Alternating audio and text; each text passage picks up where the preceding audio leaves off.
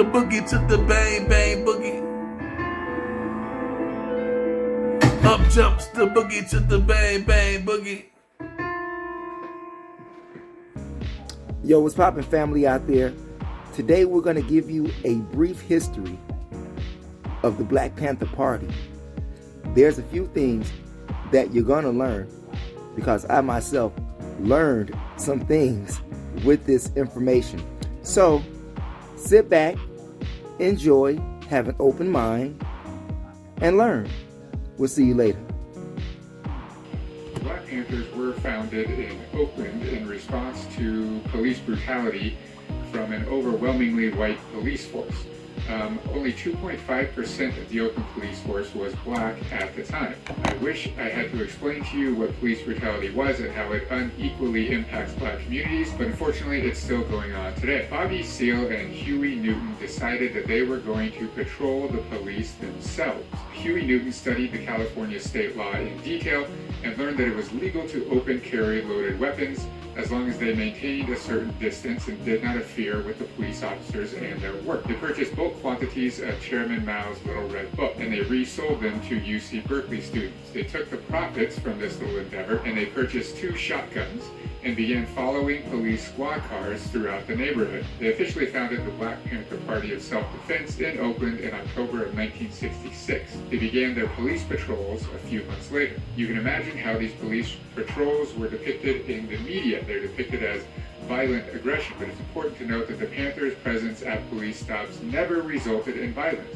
from either the Panthers nor the police.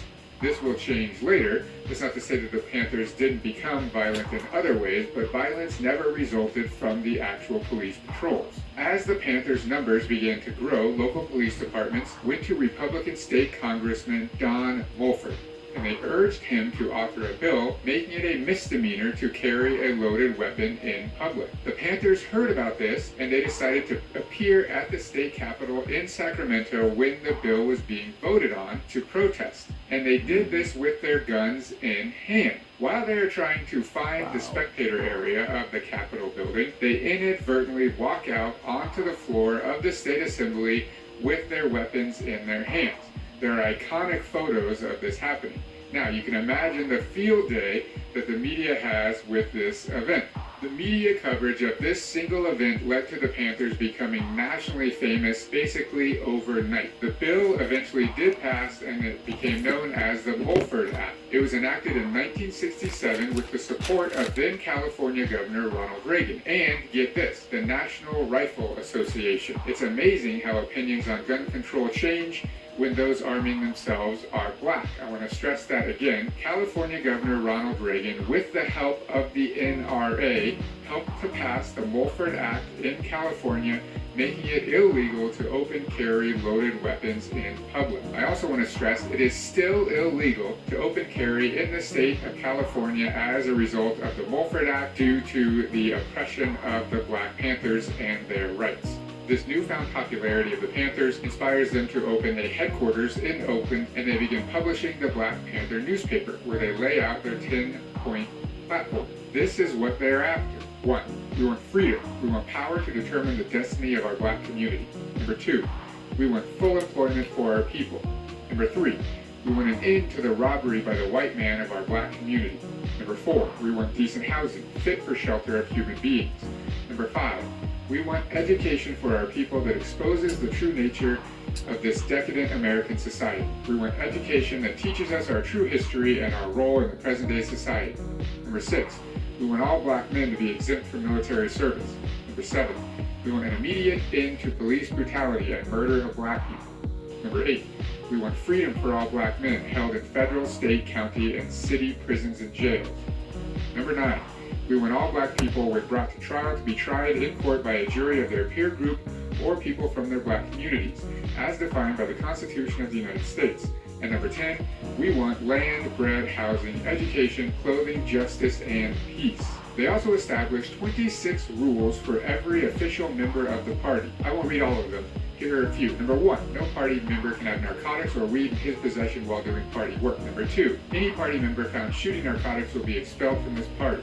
Number 3, no party member can be drunk while doing party work. Number 4, no party member will violate rules relating to office work, general meetings of the Black Panther Party, and meetings of the Black Panther Party elsewhere. Number 5, no party member will use, point, or fire a weapon of any kind unnecessarily or accidentally at anyone. Number 8, no party member will commit any crimes against other party members or black people at all and cannot steal or take from the people, not even a needle or a piece of thread. Number 9, when arrested, Black Panther members will give only name, address, and will sign nothing. Legal first aid must be understood by all party members. Let me ask you something. What did you all think about the 10-point program that they had? Do you think that that was good, or do you think that that was bad? In fact about it, I learned something that I didn't know, and that was that the Black Panthers had drug recovery programs. I knew about the food program for the kids and stuff like that, but I didn't know about the drug recovery program that they had going on. I'm sure that you possibly didn't either. But we're going to get back to this, okay? Upon being released from prison, Eldridge Cleaver joins the Panthers in 1967. He was quite a bit older than most of the rest of the members of the party. In 67, Cleaver was 32 years old and had spent 15 of those years behind bars. In 1967, Bobby Seale is only 25 years old, and Huey Newton is 31. In October 1967, Huey Newton is pulled over by Oakland police and a shootout ensues. 2 police officers and Newton are all shot. 1 police officer dies, and Newton is handcuffed in the hospital and charged with voluntary manslaughter. From jail, Huey Newton professes his innocence, and this leads to Free Huey demonstrations that become a movement in themselves. In the aftermath of the assassination of Dr. Martin Luther King Jr., Eldridge Cleaver leads 11 other Panthers in an ambush on police officers. In the ensuing shootout, Cleaver and 17-year-old Bobby Hutton surrender. Upon surrendering, the police shoot Bobby Hutton 12 times. He immediately becomes a martyr of the movement. 1,500 people attended his funeral and 2,000 people attended the rally following the funeral. Actor Marlon Brando delivered a eulogy, and his death at the hands of the police garners an incredible amount of support for the Panthers. Eldridge Cleaver is charged with murder after the incident, and he flees the country. First to Cuba, then to Algeria, where he sets up an international chapter of the Black Panthers, which receives support from many countries. This results in a large influx of new members. Many of the new members are college students, which leads to some tension within the party. The original urban black membership wants to maintain its street image, while others want the party to adopt a more mainstream image. It's important to note the importance of the Black Panther image in recruiting new members. Martin Luther King Jr. was always mainstream in his rhetoric and attire. He wore church suits. Malcolm X, while his rhetoric was more radical, his image was still conservative. He still wore suits. The Panthers were radical in both rhetoric and image. This was more relatable to poor blacks, and this is one of the factors that led to them being so popular.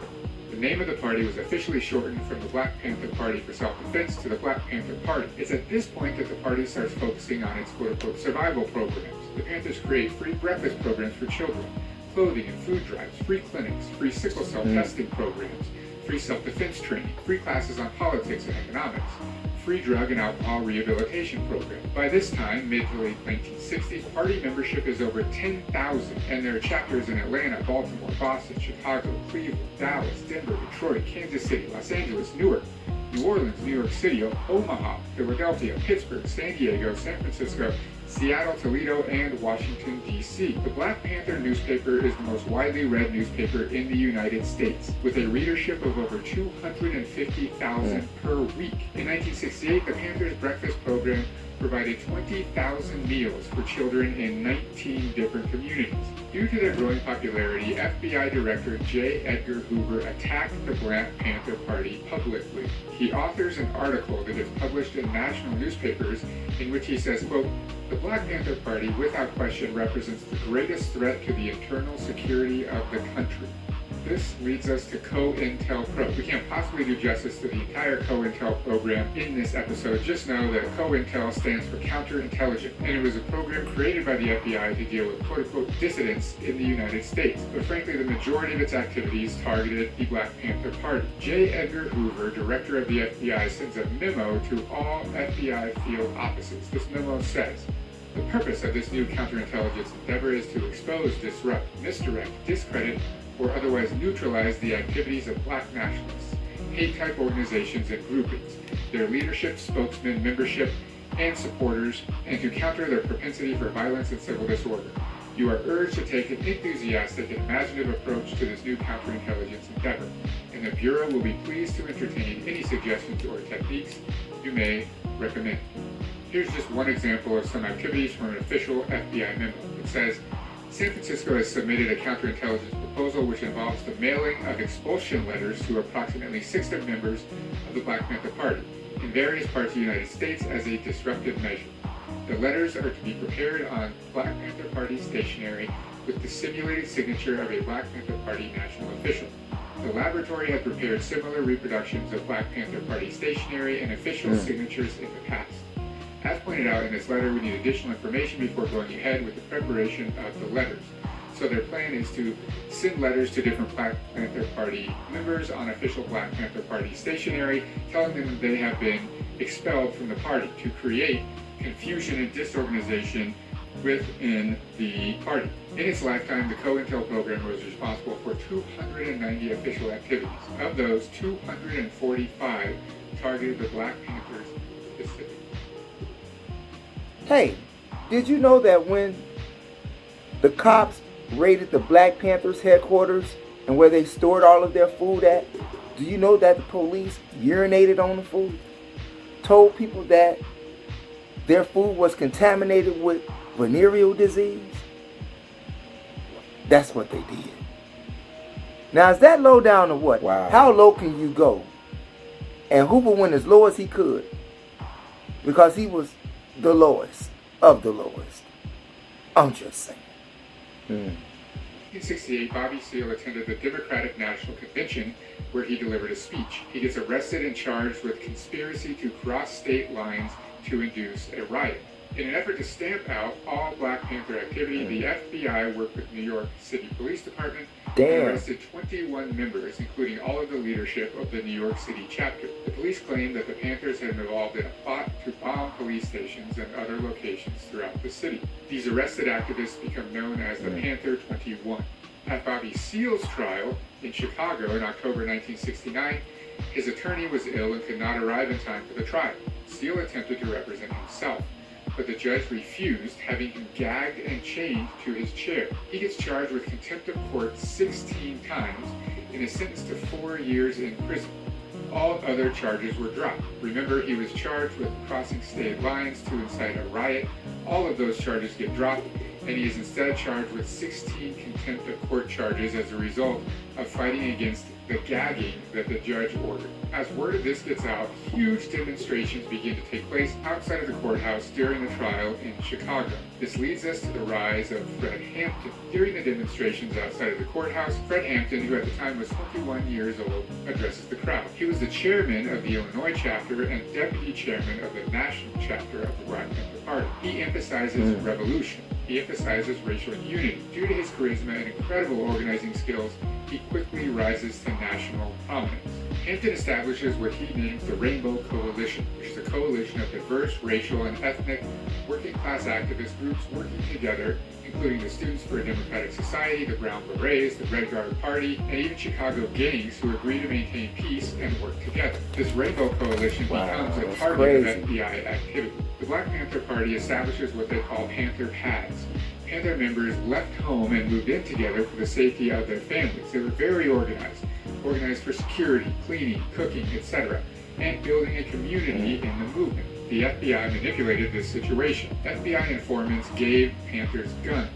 They then told the police that they were armed and should be attacked. So the FBI is furnishing them with weapons, then they're telling the local police forces that they are armed and dangerous. The key example of this going down is when local police, having been giving a layout of the apartment of Fred Hampton and the other Black Panthers, invade the apartment in the middle of the night with the intent to assassinate Fred Hampton. The police fired 90 shots into the apartment. Later investigations find that the Black Panthers fired once, most likely accidental, when the guard who was guarding the door was shot and his gun went off. It turns out that Hampton's personal bodyguard was an FBI informant. Like I said, he provided the floor plans and a key to the Black Panther pad. He also is one that sold guns to the Black Panther members, gun provided to him by the FBI. The police immediately provide an account of events. They say there must have been 6 or 7 of them firing. The firing must have gone on 10 or 12 minutes. If 200 shots were exchanged, that was nothing. It's a miracle that not one policeman was killed. They recreate a life-size model of the apartment and have the raiding officers act out the raid for national television. The problem is they did not secure the scene after they left, and the media and other community members are invited by the Black Panther Party to enter into the apartment and to see for themselves what went down. And they immediately notice contradictions in the police version versus the evidence they see with their own eyes in the apartment. A federal investigation concluded that the police immediately shot and killed Mark Clark. He's the guard on the door. They most likely shot him through the door before it had ever been opened. They then enter the apartment and begin unloading through the walls in the direction of Fred Hampton's bed. They find Hampton laying in his bed unconscious but still breathing, drag him into the hallway, and shoot him 2 times in the head at point-blank range. The surviving Panthers all testify that they hear one officer say, "He's good and dead now." Now the question, how many shots were fired? Like I said earlier, the federal investigation concludes that 1 shot at most, even this can't be confirmed, came from the Black Panthers, and it came from Clark, who was shot dead, presumably through the door before it was even opened. He was holding a shotgun. When he was shot, the shotgun fired and went through the ceiling. The police fired between 82 and 99 rounds into the apartment. Like I said, the Panthers shot 1, accidentally, into the ceiling. No police are ever charged. The families of Hampton and Clark, who are the 2 that are killed during the raid, charged the police department with wrongful death. After a 13-year lawsuit, the police department settles for $1.8 million. Fred Hampton immediately becomes a martyr for the movement. SWAT in Los Angeles raids Black Panther Party headquarters on December 8, 1969. This was the first deployment of the newly formed Los Angeles SWAT team. They enter the headquarters at 4:30 a.m. with a no-knock warrant. The standoff lasts for 5 hours and involved over 300 LAPD officers. 6 Panthers and 3 officers are wounded. Eventually, the Panthers surrender. Many Panthers are arrested on many charges, including conspiracy to murder police officers, which carried a life sentence. After a trial, the jury determines that the Panthers were acting in self-defense, and all were found not guilty. Now remember that Huey Newton had been charged in his shootout with police in 1970. All of his charges are dropped, and he is freed from prison. He immediately becomes an icon for the movement. Though it's around this time that the Black Panther Party begins its downfall. People become afraid to join the party because they know that the FBI has infiltrated and were everywhere, and the police were arresting for no reason, and even if found not guilty, they'd spend time in jail. Huey Newton expels the Panther 21, who are still in jail at this time. The legal fees of their defense were becoming too much for the Black Panther Party to support. Eldridge Cleaver sides with the Panther 21, and the party becomes split between Huey Newton, who wants to focus on social services, and Eldridge Cleaver, who wants to lead a more radical movement. The schism is between those who saw the party as a vehicle for social service and those who viewed it as a vehicle to overthrow the United States government. J. Edgar Hoover and the FBI pounce on this opportunity. The FBI intensifies the internal conflict and creates an atmosphere of paranoia. This leads to infighting among the Panthers themselves. The Panthers begin more political activities. Bobby Seale ran for mayor of Oakland in 1970, and Elaine Brown ran for city council. The Panthers consolidate and close down all chapters other than Oakland in order to focus on the election. They register between 20,000 and 50,000 people to vote. Bobby Seale loses the election. They lose their national presence as a result of the consolidation completely. Huey Newton essentially at this point kind of goes off the rails. He's suffering from mental health issues. He becomes abusive and addicted to drugs. People began leaving the party en masse. The party ceases to exist by 1982. There's more history here to its downfall, but you get the idea. In the end, Elder Cleaver returns to the United States to face his murder charge. He avoids jail time by accepting a plea deal to reduce the charge to assault. He becomes a born-again Christian and political conservative. He died in 1988. Huey Newton is murdered by gang members in Oakland in 1989 while trying to buy drugs. Bobby Seale ran for mayor of Oakland in 1873 and lost in a runoff election. He is still an activist living in California. As of this episode, he's 84 years old. In short, the Black Panther Party severely underestimated the power and influence and the resources that law enforcement at a local, state, and federal level would use to try to eradicate the movement. Damn! Did y'all hear that? Drugged the man in the hallway, then shot him in the head twice. Whew. And what did the cops say? What did you hear them say? He's dead now. It's sad. 21 years old, Fred Hampton from Maywood, Illinois. Shot and killed over there on Monroe Street, okay? The police drug him out of the bedroom and then shot him in the head twice. Over 90 shots were shot into that apartment, all given the whole layout by the same federal informant that Fred trusted.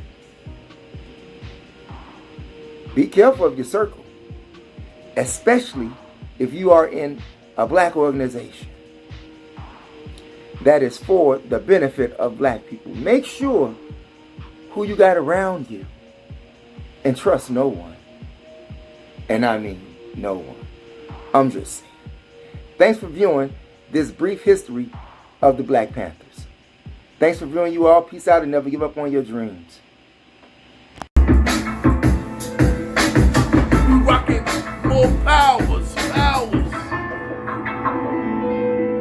Up jumps the boogie to the bang bang boogie. Up jumps the boogie to the bang bang boogie. We rockin' MOPOWERZ, powers, powers. We rockin' MOPOWERZ, powers. MOPOWERZ, MOPOWERZ, MOPOWERZ, MOPOWERZ, MOPOWERZ,